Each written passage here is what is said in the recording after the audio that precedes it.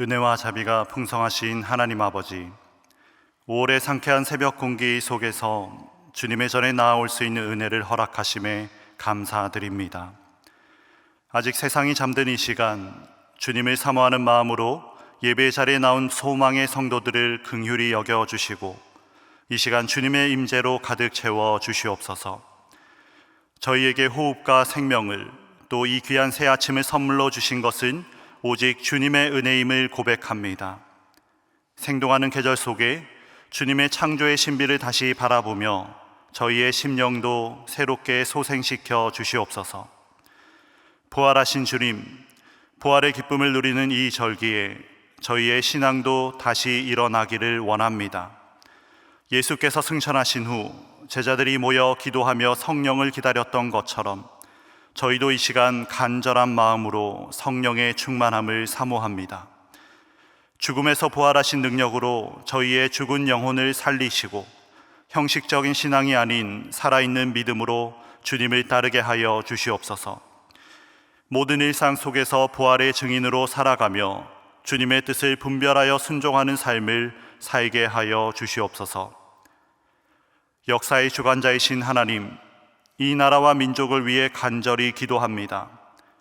다가오는 6월 대통령 선거를 앞두고 혼란과 분열의 깊은 골이 패인 이 땅을 주님께서 긍휼히 여겨 주시옵소서. 진영과 이념을 넘어 국민을 진정으로 섬기고자 하는 지도자가 세워지게 하시고 국가의 중요한 결정에 주님의 공의와 지혜가 함께하게 하여 주시옵소서. 선거 과정이 공정하고 투명하게 이루어지도록 인도하시고 후보자들에게는 하나님을 경외하는 마음과 국민을 진심으로 사랑하는 겸손한 자세를 허락하여 주시옵소서. 국민들은 서로를 향한 혐오와 적대감을 내려놓고 다양한 의견과 입장을 존중하며 대화하는 성숙한 민주주의를 이루어가게 하여 주옵소서. 경제적 어려움 속에서 고통받는 이들, 특히 청년 실업과 노인 빈곤의 문제가 해결되고 모든 세대가 희망을 품을 수 있는 나라가 되게 하여 주옵소서. 국제 정세의 불안 가운데서도 한반도의 평화가 지켜지게 하시고 남과 북이 서로를 향해 대화의 문을 열어가는 역사가 일어나게 하여 주시옵소서. 소망교회의 머리 되신 주님, 출타 중이신 김경진 담임 목사님을 위해 기도드립니다. 모든 일정 가운데 안전과 건강을 지켜주시고 영육 간의 참된 회복을 경험하게 하여 주옵소서. 이 시간을 통해 목사님께서 깊은 쉼과 재충전을 누리게 하시며 주님과의 친밀한 교제 속에서 새 힘을 얻게 하여 주옵소서. 돌아오실 때는 더욱 새로운 마음과 하늘의 지혜로 교회를 섬기는 신실한 종이 되게 하여 주시옵소서. 교회와 모든 성도들을 위해 기도합니다. 모든 교역자들에게는 성령의 충만함과 지혜를 부어주시고 올 한 해 모든 성도가 말씀과 기도의 능력을 풍성히 체험하게 하여 주옵소서.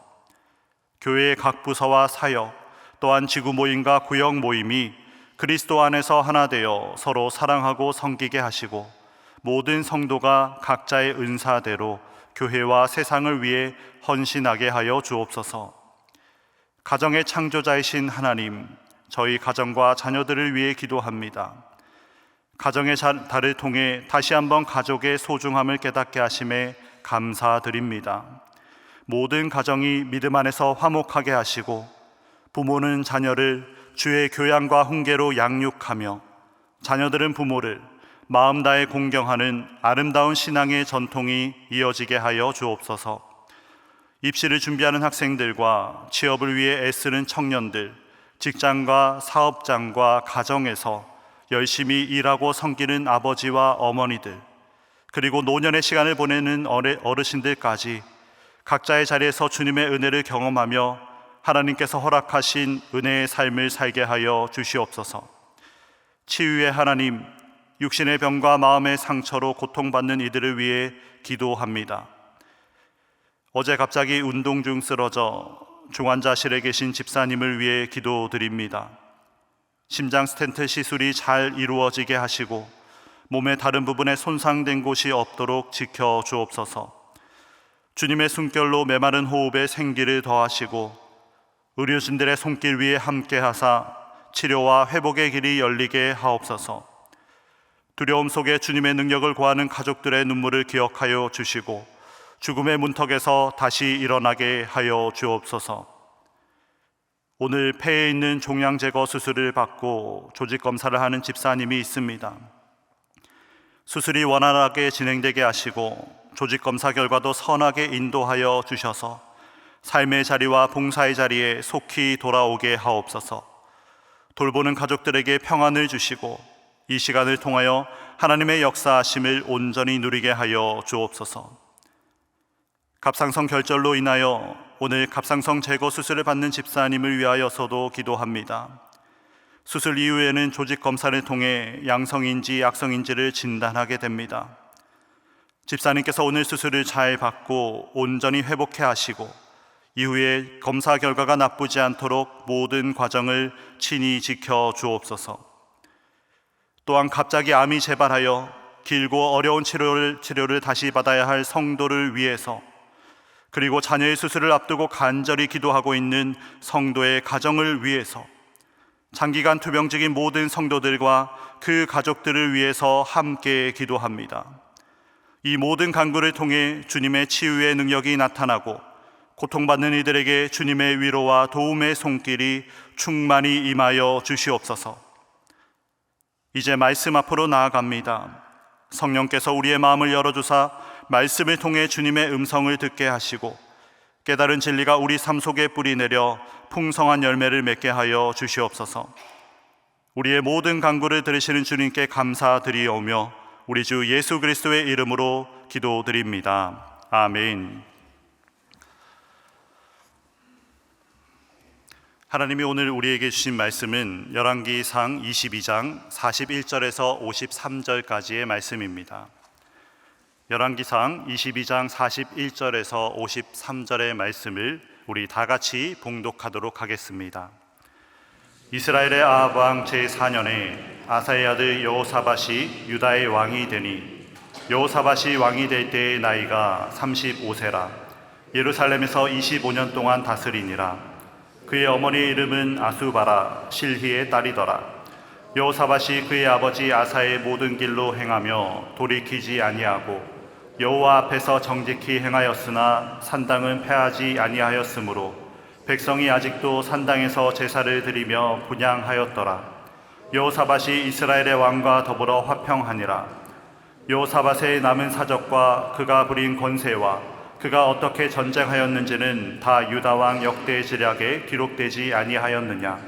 그가 그의 아버지 아사의 시대에 남아있던 남색하는 자들을 그 땅에서 쫓아내었더라. 그때 에돔에는 왕이 없고 섭정 왕이 있었더라.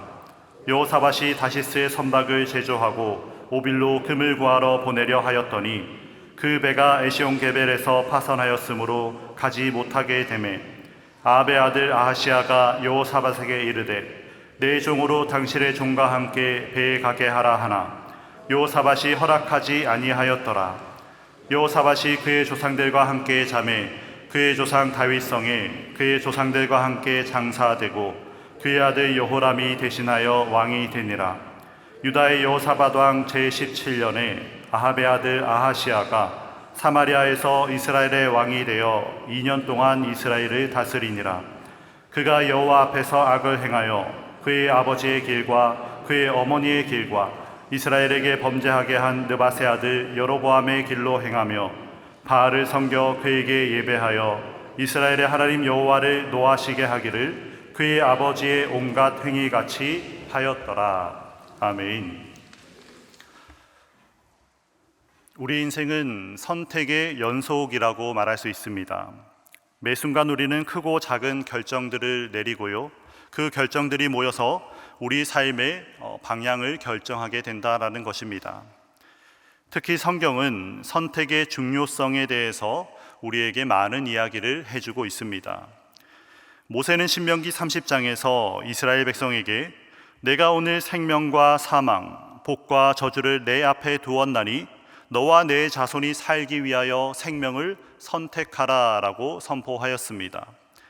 그리고 여호수아도 여호수아 24장에서 너희가 섬길 자를 오늘 택하라 오직 나와 내 집은 여호와를 섬기겠노라 말하였습니다.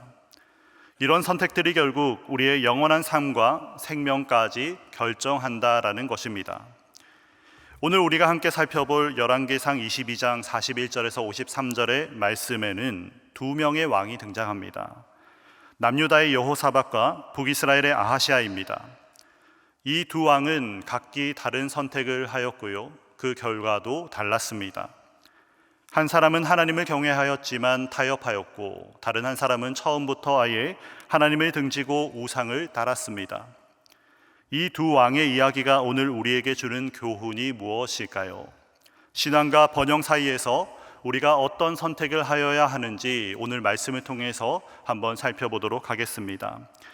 우선 열왕기상 22장 41절에서 43절의 말씀은 여호사밧에 대한 평가가 나옵니다. 우리 41절에서 43절의 말씀을 함께 읽도록 하겠습니다. 이스라엘의 아합 왕 제4년에 아사의 아들 여호사밧이 유다의 왕이 되니 여호사밧이 왕이 될 때에 나이가 35세라. 예루살렘에서 25년 동안 다스리니라. 그의 어머니 이름은 아수바라, 시리의 딸이더라. 여호사밧이 그의 아버지 아사의 모든 길로 행하며 돌이키지 아니하고 여호와 앞에서 정직히 행하였으나 산당은 폐하지 아니하였으므로 백성이 아직도 산당에서 제사를 드리며 분향하였더라. 여호사밧은 유다의 제4대 왕이고요, BC 872년에서 848년 약 25년간 나라를 다스렸다라고 우리에게 알려져 있습니다. 그는 하나님 보시기에 정직한 왕이었다 하고요, 정직하다라는 히브리어는 야사르라는 단어이고요, 곧다 바르다라는 의미를 가지고 있습니다. 이것은 이 여호사밧이라는 왕이 하나님 앞에서 정직하게 그리고 하나님의 뜻대로 바르게 행하였다라는 뜻이지요. 여호사밧은 그의 아버지 아사처럼 여호와 하나님을 향한 신앙에 충실하였다라는 것도 방금 읽은 말씀을 통해서 우리가 알 수 있습니다. 그의 통치 기간 동안 유다는 상대적으로 평화를 누렸다라는 것을 또한 알 수 있는데요.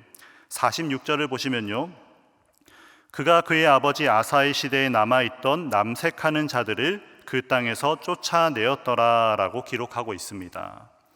남색하는 자들은 당시 이방 신전에서 우상 숭배의 일환으로 부적절한 성적 행위를 하던 사람들을 가리킵니다. 여호사밧은 이러한 악행을 근절시켰다라는 것이지요. 하지만 여호사밧에게 한 가지 중대한 결함이 있는데, 그것은 43절에서 본 것처럼 산당을 제거하지 못했다라는 것입니다. 산당은 고대 가나안 종교의 우상 숭배의 장소였습니다. 하나님은 예루살렘 성전에서만 너희가 예배를 드려라, 제사를 드려라 명령하셨지만 이스라엘 백성들은 자신들의 편리함과 타협을 위해서 하나님의 말씀에 순종하지 않았습니다. 그리고 여러 곳에 산당을 세웠습니다. 처음에는 그 산당이 하나님께 제사를 드리는 장소였을지는 몰라도 점차 우상 숭배와 혼합되었습니다. 이것은 마치 오늘날의 신앙적인 타협과 마찬가지입니다. 주일에는 교회에서 하나님을 예배하는 모습을 가졌지만 월요일부터 토요일까지 평일에는 세상의 가치관과 기준에 맞게 타협하면서 살아가는 것과 같다라는 것입니다. 이것은 영적인 일이고 저것은 세상적인 일이니 상관없다 하는 그런 태도를 가리키는 것입니다. 하지만 신학자 아브라함 카이퍼는 우리 삶의 모든 영역에서 만유의 주제이신 그리스도께서 이것은 나의 것이다 라고 선포하지 않은 영역이 단 한 군데도 없다라고 하였습니다. 하나님은 우리 삶의 모든 영역을 다스리시기 원하신다라는 말씀입니다. 더 나아가서 44절을 보시면 이렇게 말합니다. 여호사밧이 이스라엘의 왕과 더불어 화평하니라 라고 합니다. 그는 북이스라엘의 악한 왕 아합과 동맹을 맺었다라는 것이지요. 심지어 자신의 아들 여호람을 아합의 딸 아달랴와 결혼시켰습니다. 이 정략 결혼은 후에 유다 왕국에 엄청난 재앙을 가지고 옵니다. 아달랴는 결국 다윗 왕조를 멸절시키려 했고요, 하나님의 특별한 개입으로 다윗의 혈통이 보존될 수 있었다라는 것을 우리가 잘 알고 있습니다. 이처럼 여호사밧은 정치적 안정과 경제적인 이익을 위해서 신앙적인 타협을 선택하였다라는 것을 우리가 알 수 있는 부분입니다. 오늘날로 말하자면 신앙과 세상적 성공 사이에서 타협하고 있다라고 볼 수 있습니다. 하나님도 섬기고 재물, 즉 만몬도 섬기겠다라고 하는 이중적인 태도 말입니다. 예수님은 이에 대해서 분명히 말씀하셨습니다. 한 사람이 두 주인을 섬기지 못할 것이니 혹 이를 미워하고 저를 사랑하거나 혹 이를 중히 여기고 저를 경히 여김이라. 너희가 하나님과 재물을 겸하여 섬기지 못하느니라. 예수님의 말씀입니다. 온전히 하나님만 따르는 삶을 우리 주님께서 우리에게 원하고 계시다라는 것입니다. 여호사밧의 이런 타협적인 선택은 어떤 결과를 가지고 왔습니까? 우리 48절의 말씀 함께 읽도록 하겠습니다. 48절입니다. 시작.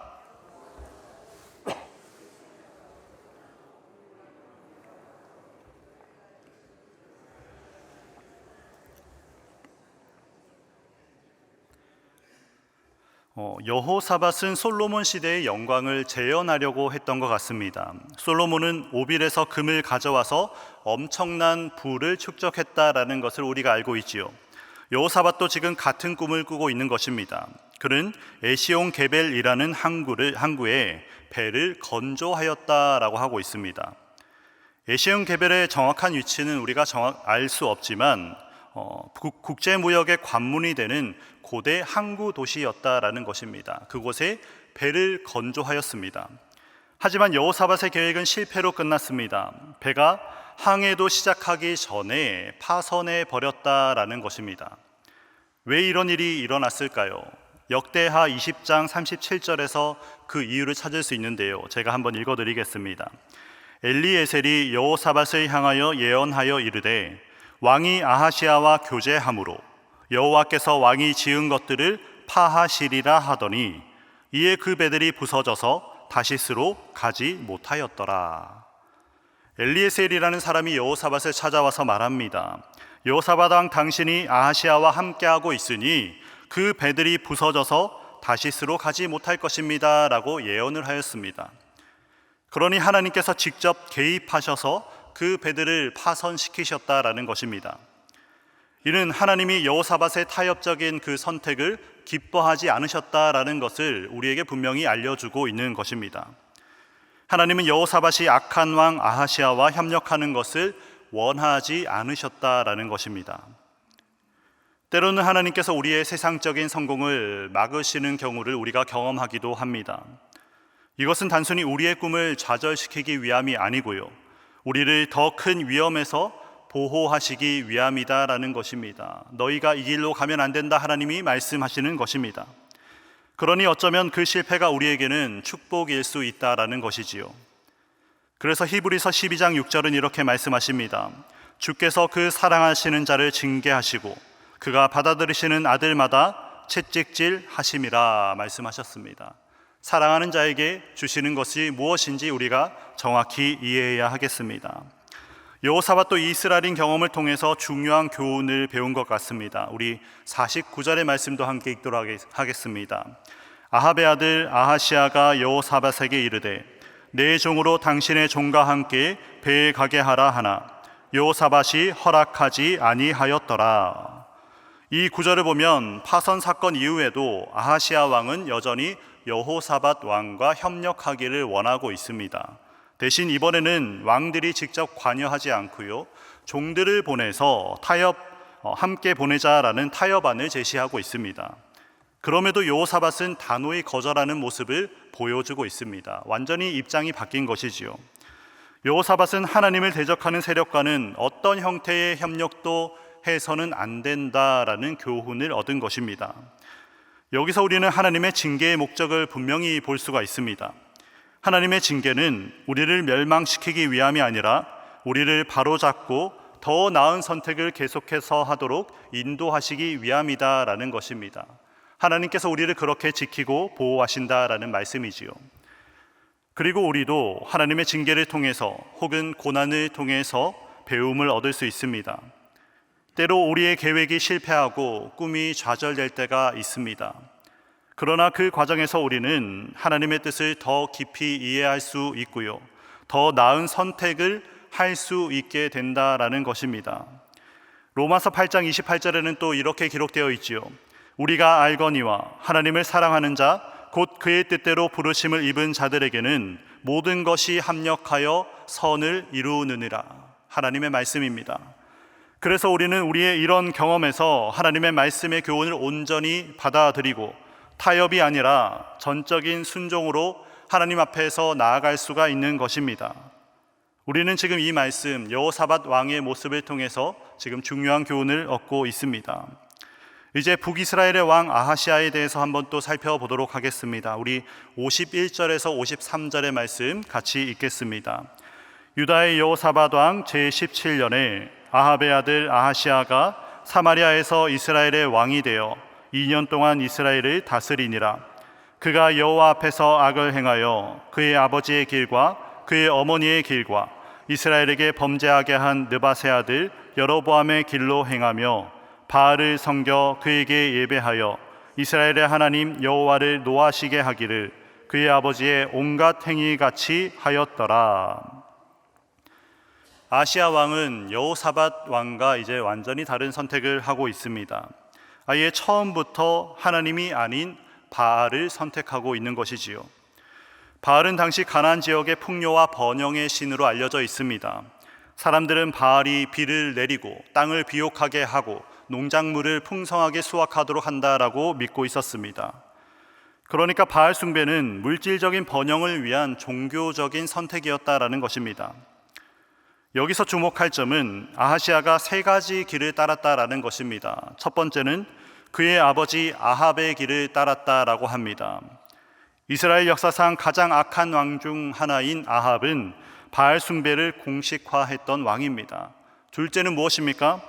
그의 어머니 이세벨의 길을 따랐다라고 말합니다.